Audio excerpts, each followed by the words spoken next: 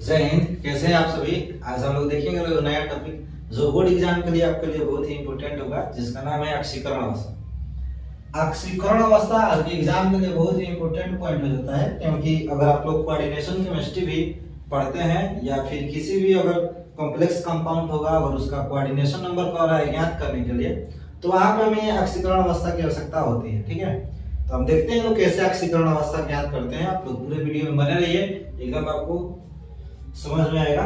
ठीक है, देखिए जैसे इसका परिभाषा हम लोग देख रहे हैं, तो संयुक्त अवस्था में किसी परमाणु या परमाणुओं के समूह, संयुक्त अवस्था में किसी परमाणु या परमाणुओं के समूह पर उपस्थित आवेशों की कुल संख्या ऑक्सीकरण संख्या कहलाता है, या उसे हम कहते हैं। ठीक है, इसका अर्थ है कि आप परमाणु और अणु सभी लोग जानते होंगे। लोग परमाणु क्या होता है, अकेले स्थित तत्व, और अणु क्या होता है, तो एक से अधिक जो परमाणु का संयोजन होता है तो अणु का निर्माण होता है। यानी हम कह सकते हैं कि संयुक्त अवस्था में किसी परमाणु या परमाणुओं के समूह पर उपस्थित आवेशों की कुल संख्या को हम क्या कहते हैं, ऑक्सीकरण संख्या कहते हैं। ठीक है, अब थोड़ा सा आपको वहां पे सावधानी बरतना होता है एग्जाम में, जब क्वेश्चन आप लोग बनाते हैं तो कि आपसे क्वेश्चन आखिर में पूछ क्या रहा है। अगर मान लीजिए हमें यहाँ पे क्वेश्चन पूछते हैं आपसे, जैसे मान लीजिए एग्जांपल के तौर पे यहाँ दे दे आपका H2O, क्या दे आपका H2O, ये आपका हो गया एक प्रकार का अणु है। जब अणु है तो सबसे पहले इसमें देखते हैं क्वेश्चन किस टाइप से पूछा हुआ है। जैसे इसमें क्वेश्चन दो टाइप से पूछा जा सकता है, एक वो पूछेगा यौगिक जो रहेगा उसका पूरा ऑक्सीकरण अवस्था, या फिर यौगिक में जो आपका एलिमेंट यानी अणु या परमाणु उपस्थित रहेगा उसके ऑक्सीकरण संख्या। जैसे मान लीजिए H2O है तो H2O आपका एक अणु हो गया। और मान लीजिए अगर कोई पूछे कि H2O का ऑक्सीकरण संख्या क्या है, तो इसके लिए हम सबसे पहले देखते हैं H2O के ऊपर कोई चार्ज है कि नहीं। जैसे मान लीजिए यहाँ पर हम लोग देखें तो ऊपर चार्ज न्यूट्रल है, ना ही प्लस है ना ही माइनस है। अगर मान लीजिए यहीं पे जब प्लस दे दिया जाए या 2+ भी जितना भी दे क्वेश्चन है आपका, यहाँ पे माइनस भी दे सकता है। ठीक है, तो अगर ऑक्सीकरण संख्या जैसे आपसे क्वेश्चन में पूछा जाए कि H2O का ऑक्सीकरण संख्या है, तो H2O के लिए देखेंगे अगर ऊपर चार्ज रहेगा, अगर H2O का पूछेगा तो ऊपर देखेंगे कितना चार्ज है। अगर जितना प्लस चार्ज रहता है उतना हम ऑक्सीकरण संख्या बोल देते हैं, जितना माइनस रहेगा उतना हम ऑक्सीकरण संख्या उसका मान बता देंगे। अगर H2O के ऊपर कोई भी चार्ज नहीं रहता है तो हम लिखेंगे, जैसे इस क्वेश्चन को अगर देखा जाए, बोल दिया जाए आपसे कि H2O में बताइए H2O का ऑक्सीकरण संख्या है, तो H2O का ऑक्सीकरण संख्या कितना हो जाएगा, 0, क्योंकि इसके ऊपर कोई भी चार्ज नहीं है। अगर मान लीजिए यहीं पे हम यहाँ पे 2+ लिख दें, आप बोल दें कि आप बताइए H2O 2+ में ऑक्सीकरण संख्या कितना है, या H2O 2+ का ऑक्सीकरण संख्या कितना है, तो कितना हो जाएगा भाई 2+, क्योंकि H2O पर टोटल चार्ज कितना आ गया 2+। अगर कहीं पर आपको यहाँ पे माइनस चार्ज दिखाया जा रहा है किसी क्वेश्चन में, अगर पूछ दे कि H2O माइनस का ऑक्सीकरण संख्या कितना होगा, तो माइनस होगा। जैसे मान लीजिए H2O का, अगर H2O को हम पहले ही क्वेश्चन लिखे H2O, तो H2O का ऑक्सीकरण संख्या कितना हो गया, 0, क्योंकि इस पर कोई चार्ज नहीं है। अगर मान लीजिए हम यहाँ पे लिख सकते हैं, जैसे आपका ClO3, आई पर हम माइनस दे देते हैं। अब आपसे क्वेश्चन में, अगर क्वेश्चन एग्जाम में पूछा जाता है कि ClO3 माइनस का ऑक्सीकरण संख्या है, तो क्या देखेंगे हम कि ClO3 जो अणु है इस पर कितना टोटल चार्ज है, तो टोटल चार्ज कितना है 1-, तो हम आंसर में सीधे क्या लिख देंगे आपका -1, यही हो जाएगा आपका ऑक्सीकरण संख्या। यानी कोई भी अगर यौगिक रहता है तो उसके ऊपर में देखते हैं टोटल चार्ज, अगर टोटल कंपाउंड के बारे में ऑक्सीकरण संख्या पूछता है तो।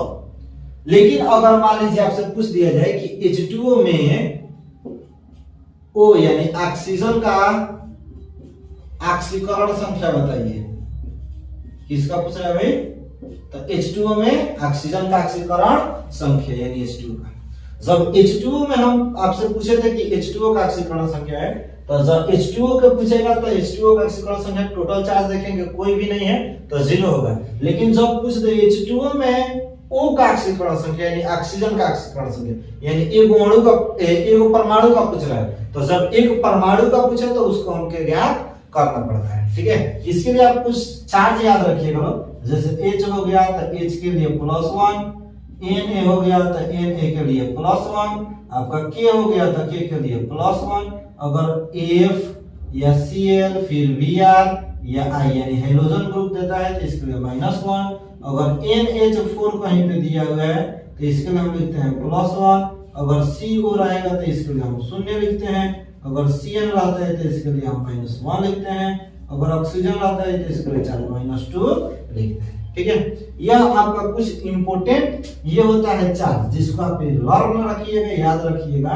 तो आपको ऑक्सीकरण संख्या बनाने में बहुत ही आसान लगेगा और बहुत ही ज्यादा समझ में आएगा। ठीक है, अब हम लोग देखते हैं इसमें ऑक्सीकरण संख्या में ज्ञात करेंगे कैसे। जैसे शुरुआत H2O से ही करते हैं।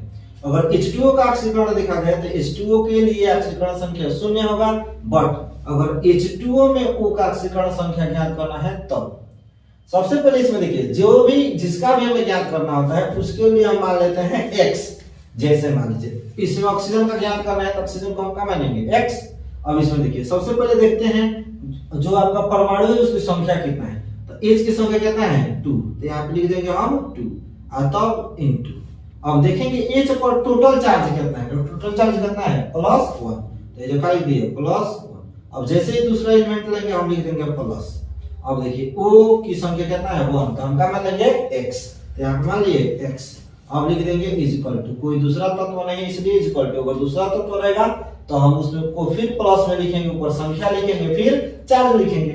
अब देखेंगे H2 पर टोटल चार्ज कितना है 0, तो हम यहाँ का लिख देंगे 0। अगर यहाँ पे +2 आ जाए तो यहाँ पे +2 लिखेंगे, -2 रहेगा तो -2, यानी जितना चार्ज रहेगा हम इक्वल टू के उस साइड लिख देंगे। ठीक है, अब इसी को हल करेंगे। अगर 2 से 1 से गुणा करते हैं तो 2 और प्लस कितना हो जाएगा x इक्वल टू 0, तो आपका x इक्वल टू कितना हो जाएगा, 2 का मान किसमें है प्लस में है, तो इधर जाएंगे तो किसमें हो जाएगा माइनस में, तो x का मान कितना आ गया भाई -2।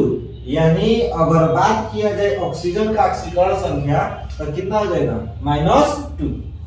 जैसे मान लीजिए दूसरा क्वेश्चन देखते हैं H2SO4, तो H2SO4 में S का ऑक्सीकरण अगर संख्या में ज्ञात करना होगा तो देखेंगे सबसे पहले H के लिए संख्या तो कितना है 2, तो 2 गुणे H पर चार्ज कितना होता है +1 और फिर लेंगे प्लस, जैसे दूसरा एलिमेंट तो S की संख्या कितना है 1, इसीलिए हम क्या लिख देंगे केवल x, क्योंकि इसका हमें ज्ञात करना है। अगर यहाँ पे s की संख्या 2 रहे तो हम क्या लिखेंगे 2x, 3 रहेगा तो 3x प्लस लिख देते हैं 4 गुणे -2। 4 यहाँ पे ऑक्सीजन की संख्या है और ऑक्सीजन के लिए चार्ज कितना है -2। अब इस इक्वल टू हम क्या लिखेंगे भाई 0, क्योंकि H2O पर कोई भी चार्ज नहीं है, अगर चार्ज रहता तो हम चार्ज लिख देते हैं। ठीक है, अब इसी को हल कर लीजिए, 2 × 2 प्लस x और प्लस माइनस लिख देंगे यहाँ पे, क्योंकि प्लस और माइनस कितना होता है -4 × 8, यहाँ पे क्या लिख देंगे 0। अब देखिए यहाँ पे इसको हम हल कर देते हैं x। अब देखिए 8 माइनस में है और 2 प्लस में है, तो इसमें से माइनस हो जाएगा, कितना आ जाएगा -6 इक्वल टू 0। अब x का मान माइनस में उधर जाएगा तो +6। ठीक है, तो x का मान कितना हो गया +6, यानी s के लिए ऑक्सीकरण संख्या कितना आ जाएगा +6। बता रहे समझ में भाई। चलिए अगला क्वेश्चन देखते हैं। जैसे मान लीजिए आपका है PCl3, ऐसे हम कह दे आपका Cl P का मान ज्ञात कीजिए, P का ऑक्सीकरण संख्या ज्ञात कीजिए। तो कैसे ज्ञात करेंगे, जिसको हमें ज्ञात करना है उसको मान लीजिए x, तो इसको मान लिए x और प्लस। अब Cl की संख्या देखेंगे कितना है 3, तो 3 गुणे Cl पर चार्ज कितना है भाई, देखिए यहाँ पे इसमें से कोई भी रहे तो क्या लिख देंगे -1, उसके बाद से 0, इसके बाद से अगर दूसरा तो रहता तो उसकी हम संख्या तब क्या लिखते उसकी चार्ज। अब यहाँ पे PCl3 के ऊपर कोई चार्ज नहीं है तो हम क्या लिख देंगे 0। अब देखिए x plus into minus 3 equal to 0, तो x इक्वल टू माइनस में उधर जाएगा प्लस में, यानी P के ऊपर ऑक्सीकरण संख्या कितना हो जाएगा +3। ठीक है, यह हो जाएगा आपका एग्जांपल 1, यह हो गया आपका एग्जांपल 2, यह हो गया आपका एग्जांपल 3। ठीक है, अगर मान लीजिए हम यहाँ पे दे दें आपसे क्वेश्चन एग्जांपल 4 के लिए कि PCl5, किसमें वो PCl5 में P का ऑक्सीकरण संख्या ज्ञात कीजिए। तो कैसे ज्ञात करेंगे, सबसे पहले इसको हम लेंगे x और प्लस Cl की संख्या टोटल कितना है 5 और गुणे -1, क्योंकि Cl के लिए चार्ज कितना है -1 इक्वल टू PCl5 पर टोटल चार्ज देखेंगे एक भी नहीं है तो हम क्या लिख देंगे 0। ठीक है, तो x plus into -5 equal to 0, तो x इक्वल टू कितना हो जाएगा +5, यानी यहाँ पे p के लिए ऑक्सीकरण संख्या कितना हो जाएगा +5। ठीक है, कुछ और हम लोग क्वेश्चन देखते हैं।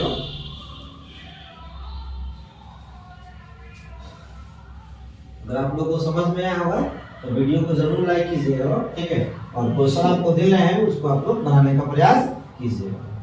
चार्ट आपको हर हाल में थोड़ा सा याद कर लेना है कि आपको सहूलियत हो क्वेश्चन बनाने में। ठीक है, जैसे मान लीजिए हम देखते हैं भाई NH3 NH3 में n के लिए ऑक्सीकरण संख्या ज्ञात करना होगा, तो इसके लिए हम क्या ज्ञात करेंगे x प्लस 3 × +1 = 0।